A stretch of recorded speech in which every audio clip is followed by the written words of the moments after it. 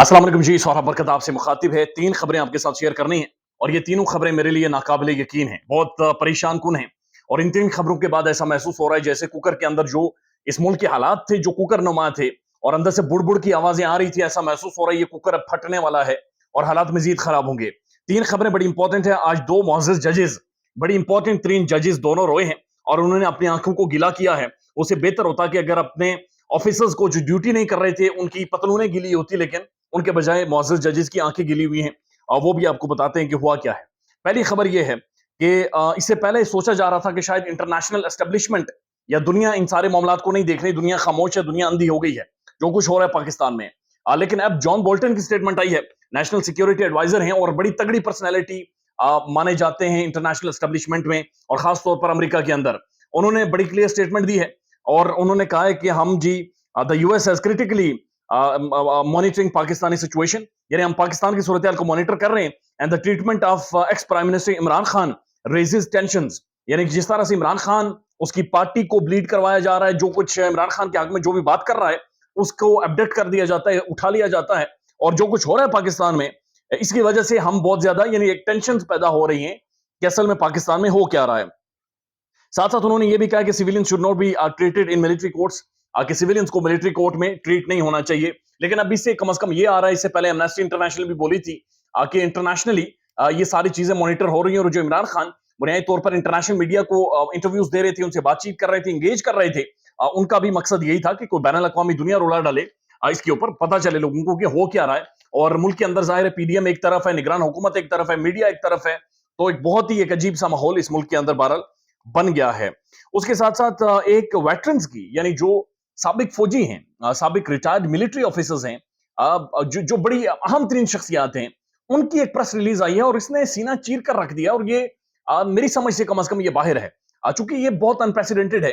और उन्होंने एक प्रेस रिलीज बाकायदे से जारी की है और उन्होंने कहा है कि जो इससे पहले इंतकाल कर गए हैं पाकिस्तान के साबिक army chief lieutenant general Asif Nawaz Janjua, उनकी फैमिली को गुज़श्ता रात पंजाब पुलिस ने उठा लिया और उन्हें डिटेन कर लिया है। यानी कि एक्स आर्मी चीफ की फैमिली को उठा लिया गया और उन्हें डिटेन कर लिया गया है।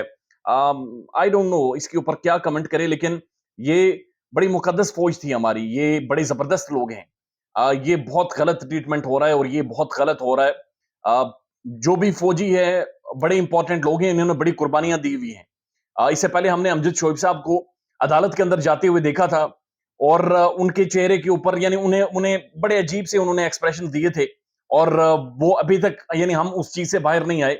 और अब ये बाकायदा वेटरन्स ऑफ पाकिस्तान ने ऑफिशियली प्रेस रिलीज जारी की है जो ट्विटर और मुख्तलिफ जगहों के ऊपर सर्कुलेट कर रही है। तीसरी इंपॉर्टेंट खबर यह है कि फवाद चौधरी साहब को आज बुलाया गया तहरीक इंसाफ की जानिब से, उनकी बड़ी इंपॉर्टेंट मीटिंग थी। लेकिन फवाद चौधरी की बेगम ने माजरत कर ली है, यानी उनकी जो बेगम है, जो ट्विटर के ऊपर इमरान खान को टैग करके लिख रही होती है कि सर आप साहब के नाम ले रहे हैं लेकिन आप फवाद का नाम नहीं ले रहे, प्लीज फवाद का भी नाम लें।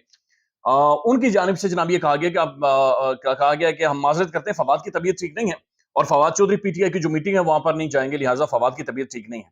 अब फवाद चौधरी जो इस्लामाबाद की अदालत से भागे थे और पुलिस को देखकर भागे थे जाहिर है, और भागकर इस्लामाबाद अदालत के अंदर चले गए थे और इतनी जुबान भी उन्होंने बाहर निकाल ली थी। बताया जा रहा है ये कुछ साफी वहां वहां जो कोर्ट के अंदर मौजूद थे वो रिपोर्ट कर रहे हैं कि फवाद चौधरी कोर्ट के अंदर ही थे।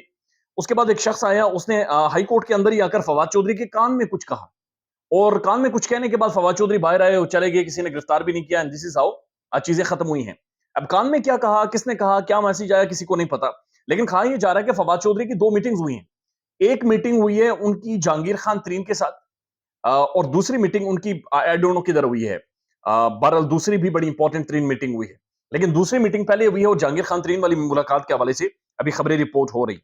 अब जो 2 मुअज़्ज़ज़ जजेस ये रोए हैं, एक तो लाहौर हाई कोर्ट की चीफ जस्टिस है, वो तब रोए जब बैंकर इमरान साहब के वालिद वहां पर बोले, और इस्लामाबाद हाई कोर्ट के एक मुअज़्ज़ज़ जज है वो रोए हैं। तो इसके ऊपर मतीउल्लाह जान साहब ने ट्वीट किया है और उन्होंने कहा है कि मेरे लिए ये बड़ी अजीब सी चीज है कि मुअज़्ज़ज़ जजेस रो रहे हैं। यानी कि आप जजेस को रोने के बजाय, अपनी आंखें गिली करने के बजाय, आप जो पुलिस वाले हैं या जो आपके मातहत ऑफिसर्स हैं जिनकी ड्यूटी वो नहीं कर रहे, जिनकी वजह से आप रोते हैं, आप उनकी पतलूनें गिली करें। आप ये रोने का क्या ड्रामा कर रहे हैं, आप अपनी आंखें गिली कर रहे हैं। वो कहते हैं जजेस को रोना नहीं चाहिए, जजेस तो बाइख्तियार होते हैं, जुडिशरी तो सबसे बड़ी होती है। आप उठाएं अपना कलम, फैसले दें, लोगों को मुअत्तल करें, लोगों को सजाएं दें। जो ऑफिसर्स आपकी बात नहीं मान रहे, आप अपनी आंखें गिली करके साइड पे हो जाते हैं। तो उन्होंने कहा कि जनाब पतलूनें गिली करनी चाहिए, انسٹیڈ کہ اپنی آنکھیں گیلی کریں. میرے خیال میں بات انہوں نے ٹھیک کی ہے. چونکہ آنکھیں گیلی کرنے سے ملک کے مسئلے حل نہیں ہوں گے.